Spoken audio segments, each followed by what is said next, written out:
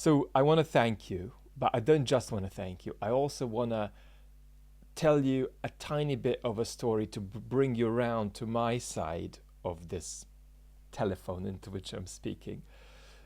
And then I also want to ask you something. So this is a video which says we're growing this community. We've reached 50,000 subscribers on the main channel. That's a kind of a weird statistic, to be honest, because what really matters is the number of people who regularly come back to the channel. And I've been very grateful to say that in the last few weeks that reached a peak of over 100,000 people who watch a video and then come back and watch another. But let's acknowledge this together by talking a bit about our relationship in terms of the future, where this is going, where I want to take us, because I'm very committed to taking us on a big journey over years to come. So first, thanking you is really, really important to me. You know, one of the things that I believe in the most in life is that there's always the possibility to be surprised. That openness to the possibility to be surprised and not being rigid about how you see the next few steps is always such a healthy and such an important, such a free and freeing thing. And having this conversation with you and it growing little by little has been a beautiful surprise. I'm grateful to you for it. And I want to say two things about the kind of relationship that you and I have. And the first bit of that is that it's striking that what we are little by little building up is a relationship of trust. And it's so important to me that that's what we're doing, because we're not building a relationship of shared views. We're not building a relationship of shared position on culture wars. We're in fact building a relationship that goes beneath or above issues like culture wars, ideological positions, political affiliations, although no doubt what we do touches on all of that deeply in a way that thrills some of you, will alienate some others among you. But this is, you know, our conversation is the antithesis of the common YouTube project, which picks a kind of train and then pretends to lead the train by running ahead of it, having found out where it's going. That's the typical pattern of algorithmic audience capture that is a crisis on this platform, and we're going to talk about that on other occasions too, because of course your relationship with me is mediated by the algorithm. A couple of more words about that in a moment. But nevertheless, what I want to say is that what we are doing here is based on trust. It's based on basically you over time getting the sense that I'm extremely intentional about what, as it were, I serve you when you come to the restaurant. You know, I will often surprise you. I will often give you things you don't like. If you're getting things you just like from a channel or from a restaurant, that means you're not being challenged, you're not in an adventurous dynamic, you're not in an exploratory dynamic. You're not in a dynamic even of being free enough to see things that are going on inside you, but that you might be not quite in a position to articulate fully or notice fully. So that's just profoundly important to me. And I think that's one big part of how you and I relate, that I am not going to throw things into your tummy without being extremely intentional about them. I'll sometimes give you a bad tummy, and I'll sometimes give you a bad tummy by accident, and we'll work that out.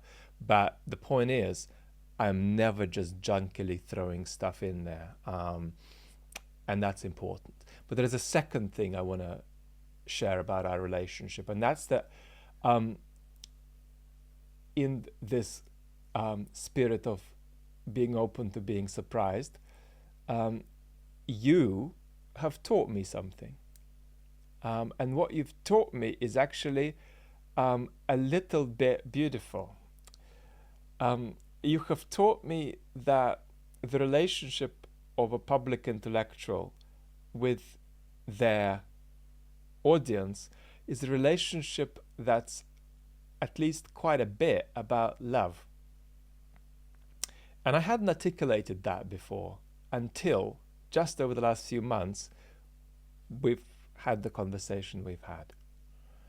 And I've always thought that some really important human activities were about love. I've thought that leadership was about love.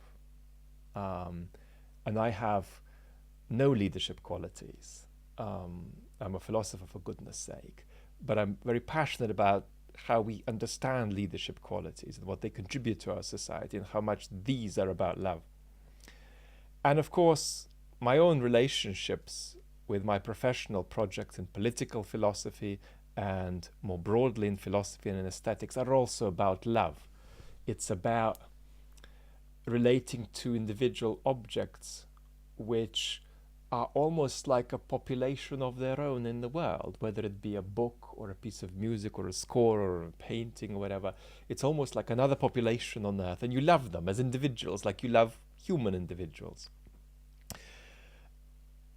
But it wasn't clear to me how an intellectual, a public intellectual relationship with an audience was about love. And now it's quite obvious. And that's that when I talk to you about whatever it is we're talking about, how I say what I say and what I say, in some really important ways, starts with putting you first. Not putting what you want first. I often displease you. I often sort of pull you against where you might want to go. But we put you first when we, in my case, sort of fledgling baby public intellectuals, because I've only recently started speaking to the culture outside of professional concerns in philosophy. So, but how we do it, when we do it well, it's got to be about love. In other words, I'm not just telling you something and focusing on how important that thing is and how beautiful it is as I talk about it. I'm starting not just with the importance and the beauty of the issue or the subject of our discussion. I'm also starting with the importance and beauty of the act, of the ritual of putting you first. You know, that will often mean things I don't say that I really want to, because I don't think that that will be a good way of giving you your meal. It might be, for example, you know, a case of stuffing too many things into you, which means you're not going to really have a good gastronomic experience. You're going to, you know, you're going to be too full, and none of the things on your table will be things that you can quite appreciate because they're in a disbalance. You know, so I'm not just trying to sort of cook a dish for the sake of cooking a dish. As a public intellectual, you really got to start, if you like, with what it means for something for you to be digestible, you know, and that's not digestible in the sort of trivial self-enhancement culture sense whereby, oh, can you easily absorb it? No, not at all. It's whether things that I might encourage you to approach or to look at or to put into yourself, once you try them over time, make your life go better. Whether it's sort of morally or physically good for you to have certain ideas or certain images inside you. So that, all of that is about love. And now I want to tell you a little bit about what it's like from this side. I want to put you a bit on this side of our conversation so that you sort of feel your way into a bit how it's been for me. And I'm going to tell you about how I got into this. And that happened in January 2022, when I thought to myself for the first time, look, let's try to get intentional about how to do this YouTube thing. And at that point, I spoke to a lovely YouTube, super smart YouTube person. And I said, look, here's my situation. I don't know anything about how this app works. I've been sharing a few videos for a while, but I've just been pressing record my phone. I haven't planned what I was going to say. So that's not really how things work on this app. So here's what I want to do. I want to be more intentional about this. What do you think? And I basically shared my predicament, which is that because of my health condition, and you know the story, I'm better. I used to not be able to talk or to walk, so that's been a huge journey of experiencing vulnerability, frailty of human constitution. I'm better, but I've only got 2 hours a day in which I can work. The rest of the hours are too challenging in terms of symptoms and feeling particularly unwell. I'm lucky that my mental health is, as you might guess from watching my videos, extraordinary. And I'm very lucky and privileged to be in that situation. So I am always in love with the world and thrilled to do as much as possible and always more, so long as I can physically. So I said, look, I've got 2 hours a day and I'm doing some work in professional philosophy. I'm doing a little bit of consulting work. Now I want to add YouTube to that. And we had a lovely conversation, but this lovely YouTube expert hung up the phone and had a thought about my plans, and his thought was, Vlad's never going to make it. And he shared this with me, and in fact wrote on a couple of different social media platforms about how I managed to grow this channel while dealing with this health issue to a size that's very, very tiny, a speck in the ocean, but it's special and it's precious, and the quality of this community is exceptional.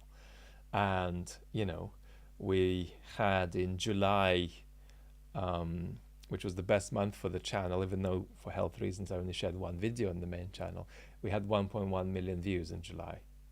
And we reached, as I say, a point where there were over 100,000 people regularly coming back to the channel to watch videos, more than the subscriber number. So given the amount of time I could put into it, that's just almost a magical result, given how hard YouTube is. You know, because if one just sort of tries it and says, well, here's a couple of good thoughts I have, I'm going to talk about them, that could be about politics or art or whatever, I'm going to share them, what's going to happen? Well, you're going to get 77 views. And then you're going to wonder, how do I build this up to get 500 and then 1,000? How does this work? More on that in a second. And so this person said, no, Vlad's never going to make it. And then this person was delighted to notice that despite the odds, we've made a lovely bit of progress, and we're going to see where we go. So now I want to come to an ask. I want to ask you something really important that I want you to give to me. It's an emotional ask, and it's an emotional gift I want from you. And maybe it's not a gift, maybe it's actually something reciprocal, because in exchange what I'm saying is that I'm here and I'm going to be committed to talking about what on earth is going on in our world in a very truthful, robustly truthful, but also positive and hopeful way. And I ain't going anywhere. And if my health were to improve, we'll do even more and better. If my health were to get worse, which is possible with my condition, I'm not going to stop. I will literally continue doing this so long as I can. I'll do it from bed. I'll even do it from hospital. So I'm not going anywhere. I'm always going to be here for you, and I'm going to be getting better on what I'm doing. Because as I just shared, I'm a public intellectual who is learning and learning a lot from you. So, but here's what I want to ask you. I want you to sort of explore whether the kind of conversation I'm sharing with the world is the kind of conversation that you're passionate about, and that you're passionate about being in the world, you know? And I want you to be real about this. You might not feel this way. It might not fully resonate with you. But I know that with many of you it does. And because of that, I want to ask you to go a step further together with me beyond just feeling that you like or don't like the videos I share. I want you to support what I'm doing. And by support what I'm doing, I mean something emotional, which is to say, have the feeling and then act on it.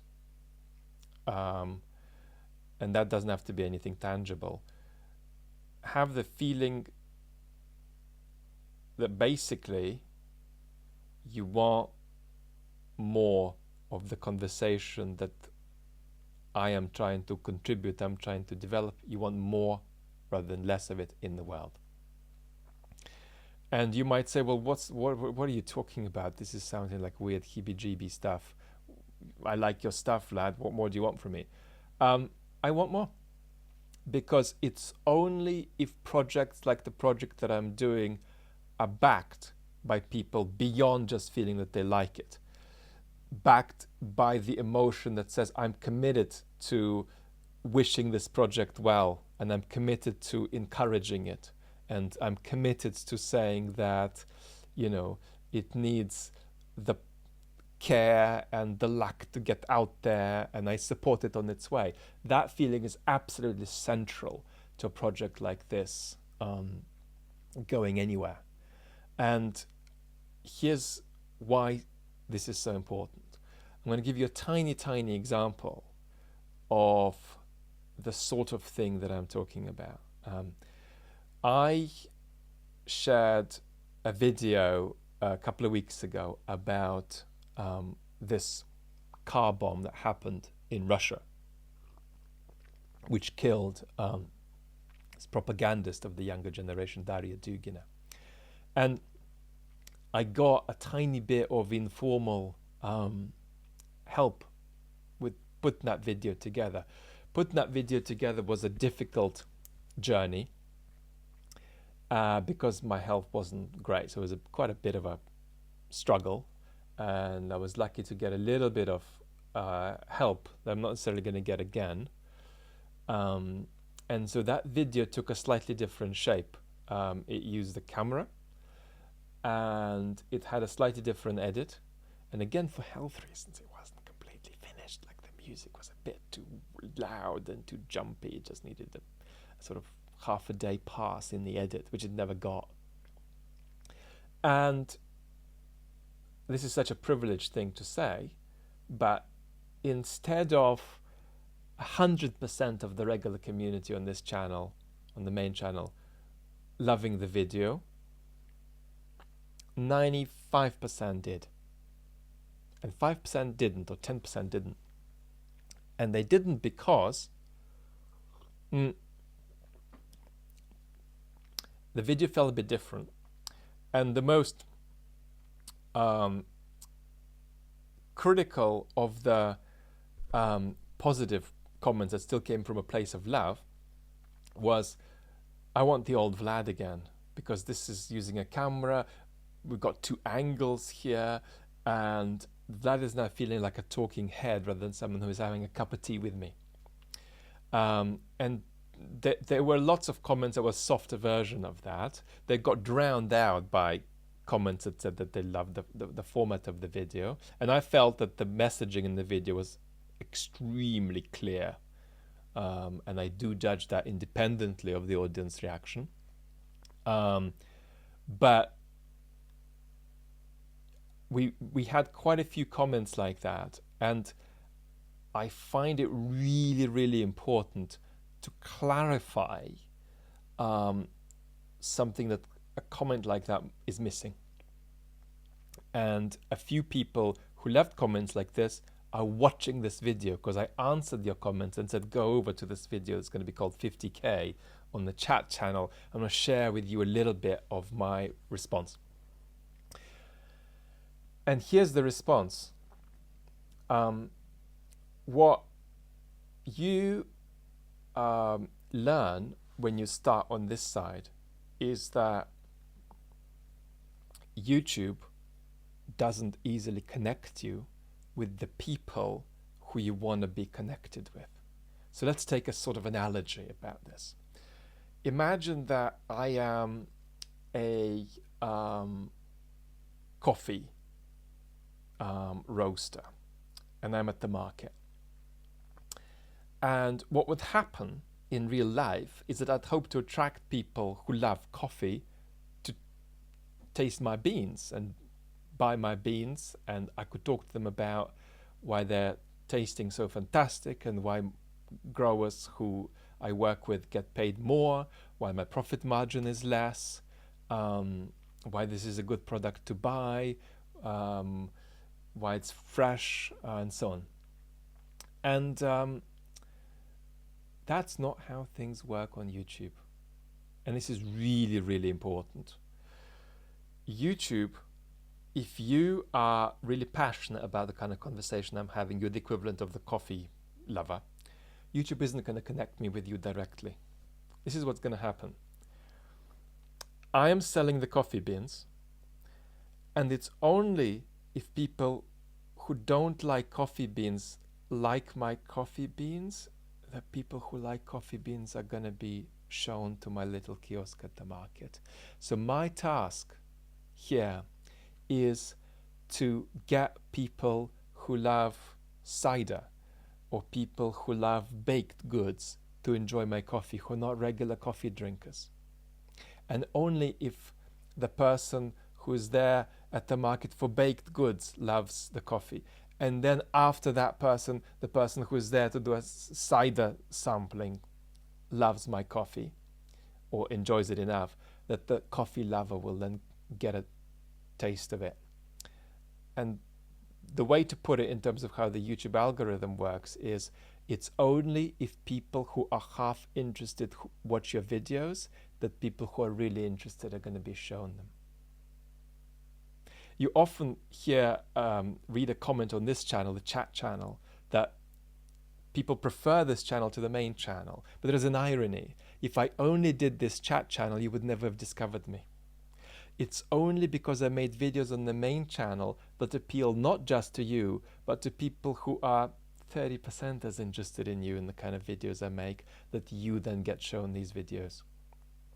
In other words, if I did what you want me to do, and you're one of the people who feels that I should just do these chats like we do it on this channel, then you would never discover me. So there's a kind of a paradox here.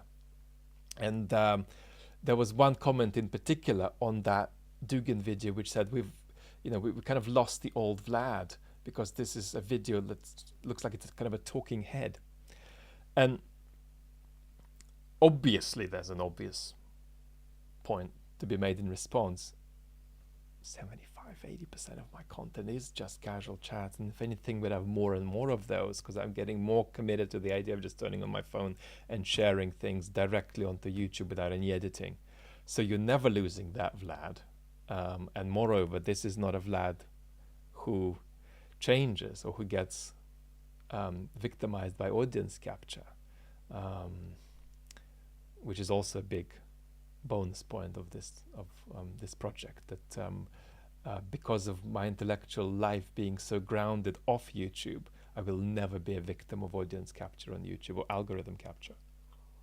But here's the point.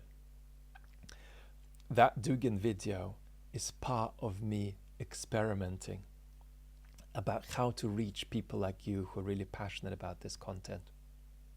And if I did, and I'm speaking directly now to this particular commenter, if I did the content you want, and only the content you want, you might never find me.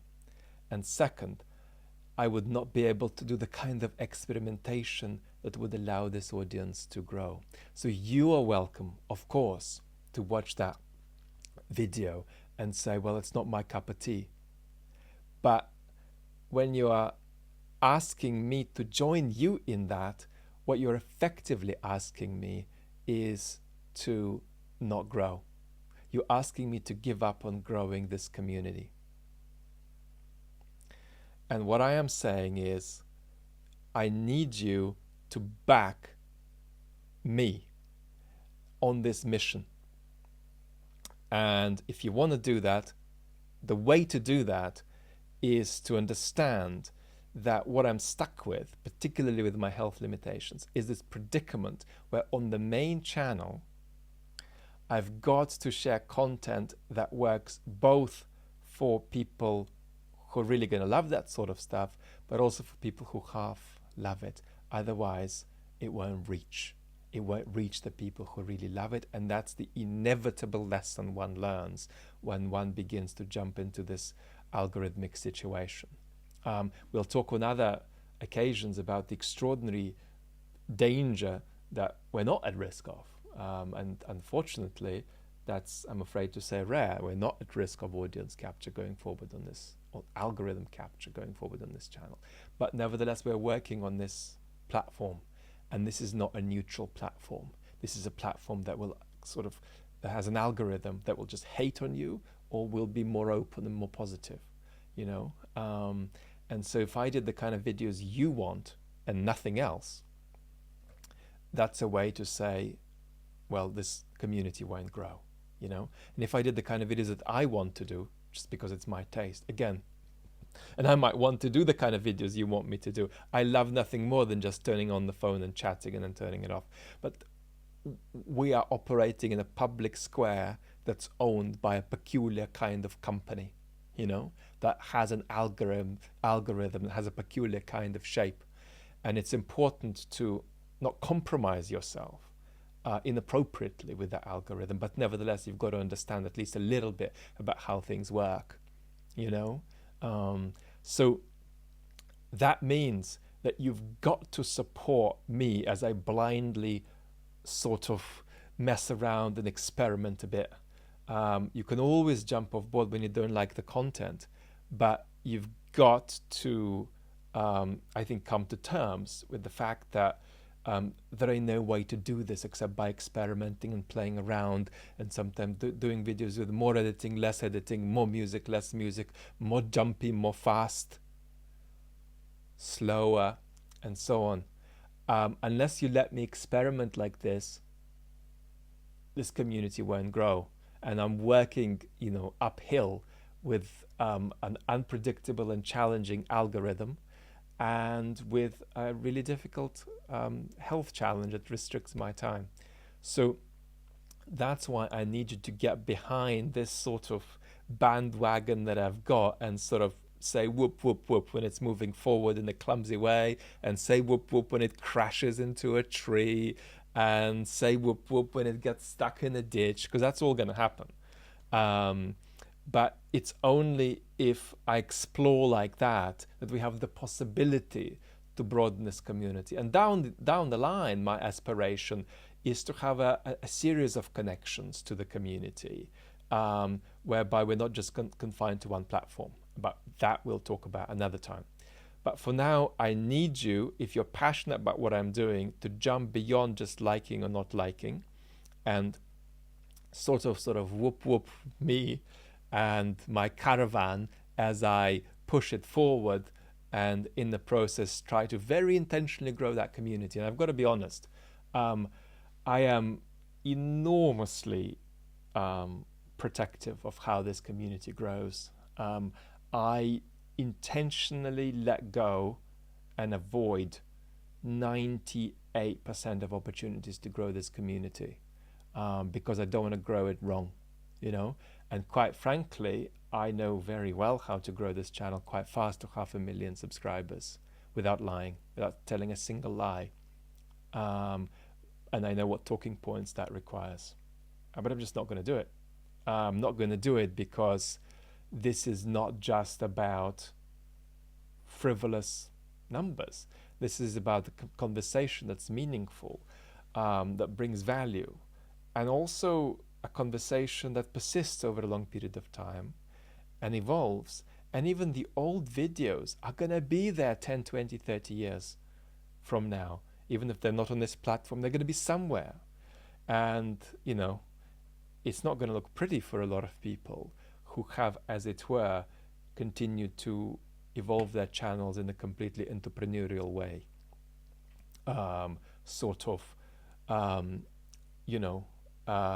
Surfing around on the waves of algorithmic and public opinion swings.